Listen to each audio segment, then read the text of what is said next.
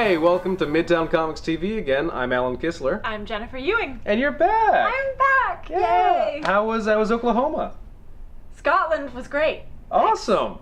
Yeah. Very, very cool. You know, we very much missed you. It was not the same show. Really? Yeah. Really? Because, Yeah. you know, I was going to ask you, when I was looking through the comics this morning, I found this. You want to... That's a joke. Oh, look at this. Who could we have replace you? I mean, just, it's, there's nothing. It's, This was my replacement. I wanted to do CGI, but the economy, and, but Yeah. you could make the mouth move like Conan. Well, let's see who else we have in here. Who's gonna be me instead of, well, me. Yeah. They were just check these out? possibilities. No? We had a couple people audition. Oh, look who it is! Yeah. Neil Patrick Harris is a handsome man, and he's been on Brave and the Bold. Okay, good luck with getting him on the show. Oh, and Tim Gunn. Tim is a very nice friend. He enjoys comics. He's worn the Iron Man armor. Well, at least you've got a girl this time. That's Felicia Day. You know. We love the Guild. Yeah. It's gonna be a comic soon. Really? Penguins are frickin' adorable. And I'm not. You weren't here. I'm just out saying. Who is this? That's Bridget Dale. She has a great blog and she does these adorable web videos, and I think I love her.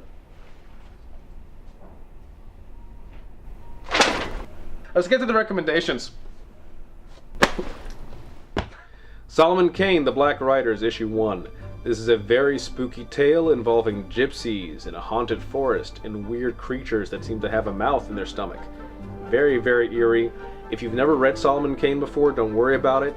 This issue is a jumping on point. You can totally get to know the character through this new storyline.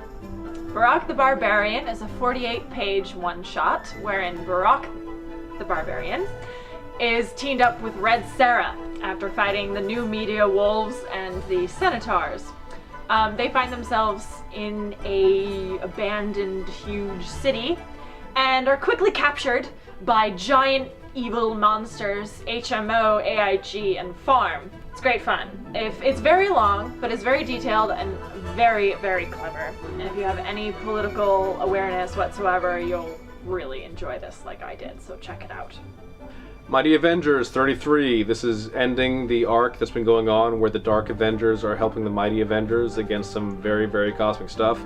Really cool story. If you haven't been reading it, you don't even actually need to backtrack, though you should.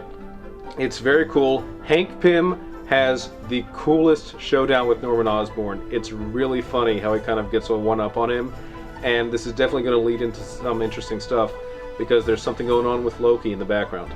Check it out. Wolverine Weapon X, issue number 9. Wolverine has previously been captured by Dr. Rot, who is currently stealing Psycho's brains and turning them into bombs. Nightcrawler and Psylocke are trying to find Wolverine and save him from the brainless doom. This is basically an issue full of gratuitous violence. So if you like violence, read this issue. Blackest Night the Flash, issue 2. This is tying into the Blackest Night series, but you should read it if you're a Flash fan. This has important stuff for Flash fans. There is stuff with the Rogues that is going to play into the future. There's stuff with Barry Allen that has to really do with his character and how he's feeling since his rebirth. Pick it up. PvP issue number 43. This is a continuing collection of the online comic. And in this one, Brent is trying to get his hands on an iPhone. Hilarious. This also ties into a following story about what happened at San Diego Comic-Con. You don't need any background information whatsoever, just eyes and a sense of humor. Dark Avengers 13. This is a Siege tie-in, though at the moment I'm not sure how it ties into the Siege story. Hopefully we'll find that out. This is a little bit of a review for some of you. We go over the Sentry's origin, but this is seen from the perspective of his wife. And it also has the Sentry and the Void having a deep conversation about, is he useful at all? Does he have a place in a world of heroes? Does he even fit into the same category? So if you're digging the Sentry, if you're curious about what's going to happen with the Dark Avengers soon, check this out, because this definitely is not over.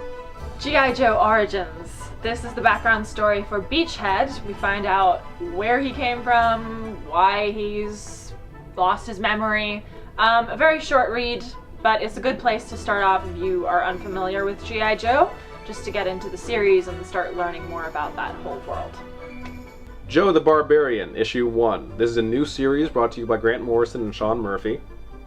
Joe is a kid who is dealing with the death of his father, with a mom that doesn't seem to get him, and with the fact that the kids at school kind of suck.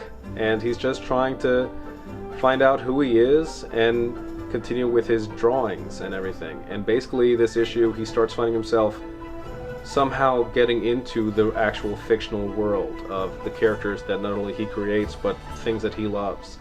If you ever wanted, as a kid, to actually meet the Transformers and G.I. Joe and hang out with all those action figures you played with, this is kind of that story.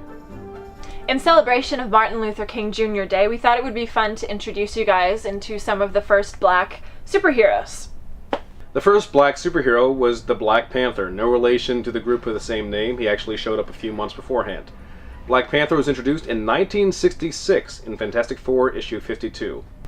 The Black Panther was really King T'Challa of Wakanda, an African nation that was steeped in tradition, but also the most technologically advanced society on Earth. He has heightened senses, but otherwise he's pretty much an Olympic-level athlete, a scientist, and a master tactician. He has served alongside the Avengers on several occasions. He is one of Captain America's best friends. Even with the lack of superhuman strength or speed or anything, he was able to take on the Fantastic Four in his very first adventure. The first African-American superhero was the Falcon, introduced in Captain America 117. He was Sam Wilson, named after the historical inspiration of Uncle Sam. He grew up in Harlem as a criminal and later became Captain America's protege and then full-time partner. They even renamed the book Captain America and the Falcon for a while.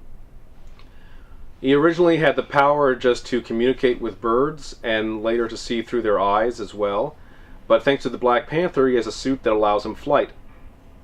The first African-American woman superhero was Storm. She first appeared in Giant Size X-Men, issue number 1 in 1975. Storm's real name is Aurora Monroe. She was born in New York City, the daughter of an American archaeologist and a Kenyan priestess. Unfortunately, she was orphaned when her parents both died in a bombing in Egypt. She grew up as a street thief, went to Kenya, where she was worshipped as a goddess when her mutant powers to control the weather first started kicking in. She was then recruited by the X-Men and was actually the field leader for a while. And now she's actually married to Black Panther. Fun fact for you. That's it for this week's Midtown Comics TV. Also be sure to check out the weekly MidtownComics.com podcast. Until next time, take care.